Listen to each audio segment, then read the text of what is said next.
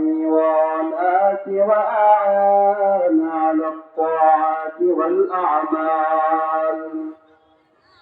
وأعان على الطاعات والأعمال الصالحات بأكل الطيبات. وبعد فأعوذ بالله من الشيطان الرجيم. بسم الله الرحمن الرحيم. يوم ينفخ في الصور فتأتون أفواجا. وقال رسول الله صلى الله عليه وسلم: اغتنم خمسا قبل خمس، شبابك قبل هرمك، وصحتك قبل سقمك، وغناك قبل فقرك، وفراغك قبل شغلك، وحياتك قبل موتك، أو كما قال النبي عليه الصلاة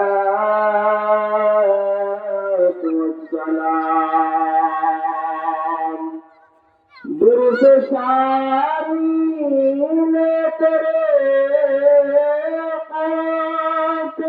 روح دنیا کر دیا، دل کو روشن کر دیا، آنکھوں کو بینا کر دیا، بلغ العلا بکمالہ، كشف الدجى بجماله، حسنت جميع خصاله، صلوا عليه وآله. اے بنیاد سے ہمارے بھائی، শুধু আশার খেলাঘর, চোখ বুঝিলে দেখবি রে মনকে আপনার কে বাপ। কোথা থেকে তোমার আগমন, ও বুনিয়াদম, কোথায় তোমার যেতে হবে রে? কে আনিল কি কারণে জানা নাই ভবেতে, মোমন ফেদা নকশ কাছে পায়ে নদী হো, মোমন ফেদা নকশ কাছে পায়ে নদী হো, हो जीर कदम आज भी आलम का खजीना, हो जीर कदम आज भी आलम का खजीना। गर दिल में तरफ हो मेरे आका का ज़ियारत, गर दिल में तरफ हो मेरे आका का ज़ियारत। एक आन में आई नदी दखला दे मदीना, एक आन में आई नदी दखला दे मदीना। সকলেই মহব্বতে দুরূদ ইব্রাহিম পড়ি। আল্লাহুম্মা সাল্লি আলা মুহাম্মাদিন ওয়া আলা আলি মুহাম্মাদ كما صليت على إبراهيم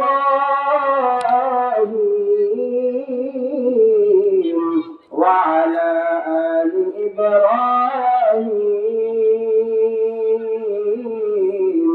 إنك حميد مجيد. اللهم بارك على محمد وعلى آل محمد كما باركت على إبراهيم وعلى آل إبراهيم إنك حميد مجيد الحمد لله نهاية قابل احترام সম্মানিত মোহতারাম মুআজ্জাজ হাজিরিন পশ্চিম বালুমন্ডল বাইতুল নাজাত জামে মসজিদ ও জমিয়ত সমাজের উদ্যোগে অত্র মাহফিলের সম্মানিত সভাপতি সাহেব, অত্র মাহফিলের প্রধান বক্তা, বিশেষ বক্তা এবং হযরত উলামায়ে কেরামগণ, পর্দার আড়ালে অবস্থানরত শ্রবণরত সম্মানিত মা ও বোনেরা, সকলের প্রতি রইল আমার অন্তরের স্থল থেকে শুভেচ্ছা অভিনন্দন। সর্বোপরি শুকর সেই মহান তাবারক রব্বুল আলামিনের দরবারে, যে মহান তাবারক রব্বুল আলামিন আমাদেরকে বড় অনুগ্রহ করে বানিয়েছেন, যে আল্লাহ তাআলা গোটা জাতির মধ্যে আদম জাতিকে শ্রেষ্ঠত্ব দান করেছেন। আলহামদুলিল্লাহিল্লাযী ফাদ্দালা বানি আদম বিল ইলমি ওয়াল আমাল। আল্লাহ তাআলা শ্রেষ্ঠত্ব দান করেছেন কির মাধ্যমে? বিল ইলমি ওয়াল আমাল, ইলম এবং আমলের মাধ্যমে। আল্লাহ তাআলা এই আদম জাতিকে শ্রেষ্ঠত্ব দান করেছেন ইলম এবং আমল এর মাধ্যমে। অর্থাৎ আদম সন্তানেরা তারা জানবে এবং মানবে, জানা ফরজ এবং মানা ফরজ। এর মধ্যে মূল হচ্ছে মানা, মানার মাত্রা তৈরি করা, এর নাম হচ্ছে আলিম। যে ব্যক্তি ইলম জানলো এবং ওই ইলম অনুযায়ী আমল করলো, সে হলো আলিম। তো মুহতারাম মুআজ্জাজ হাজিরিন, এখন মাস হলো একটি গুরুত্বপূর্ণ মাস, রজব মাস। কি মাস বলেন? রজব মাস। বড় একটি দামি মাস। দুনিয়ার হাইতিয়াতে দেখা যায় যে মানুষ বিভিন্ন গাছ রোপণ করে, বিভিন্ন বীজ খাদের মধ্যে বনে, তারপর এই গাছটা আবার একটা চারায় রূপান্তরিত হয়। এই চারায় রূপান্তরিত হওয়ার পরে আবার এই গাছে ফল ধরে, ফল পাকে, পরে মানুষ সেটাকে ভক্ষণ করে খায়। তো আখিরাতের হাইতিয়াতের ভিতরে এই রজব মাসটা হলো কেমন জানেন? রজব মাসটা হলো বীজ বপন করার মাস। কিসের মাস? বীজ বপন করার মাস। শাবান মাস হলো যে এই বীজটা নিজের অস্তিত্বকে ধীরে ধীরে একটি গাছে রূপান্তরিত হবে, এবং শাবান মাস চলে গেলে আবার আসবে রমজান মাস, বরকতের মাস, বড় একটি দামি মাস রমজান মাস।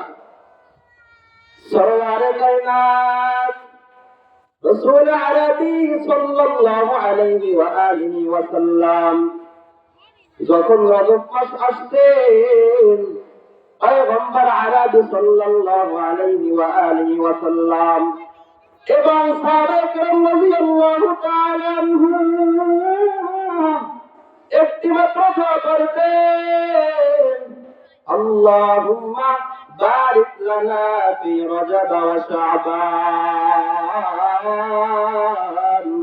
ওয়া বাল্লিগনা রমাদান। সরওয়ারে কায়নাত রাহমাতুল লিল আলামিন,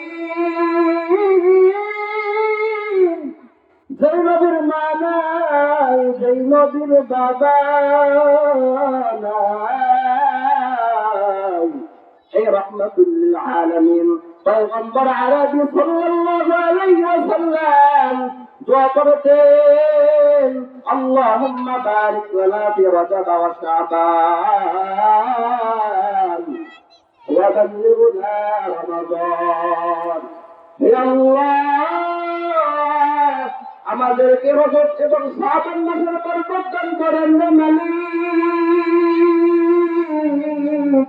এবার হায়াতকে লম্বা করিয়া আমাদেরকে রমজান পর্যন্ত পৌঁছে যাবেন, বলেন সুবহানাল্লাহ।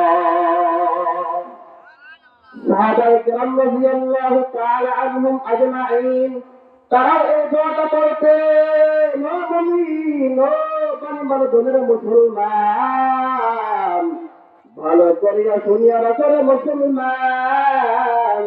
সাহাবায়ে কেরাম রাদিয়াল্লাহু তাআলা আনহুম তারাও এই দোয়াটা পড়তেন, আল্লাহুম্মা বারিক লানা ফি রাজাব শাবান ওয়া বাল্লিগনা রমাদান। হে দয়ার মালিক আল্লাহ, তুমি আমাদেরকে রজব এবং শাবান মাসের বরকত দান করো হে আল্লাহ। হায়াতের মধ্যে বরকত বাড়াবেন গো মালিক,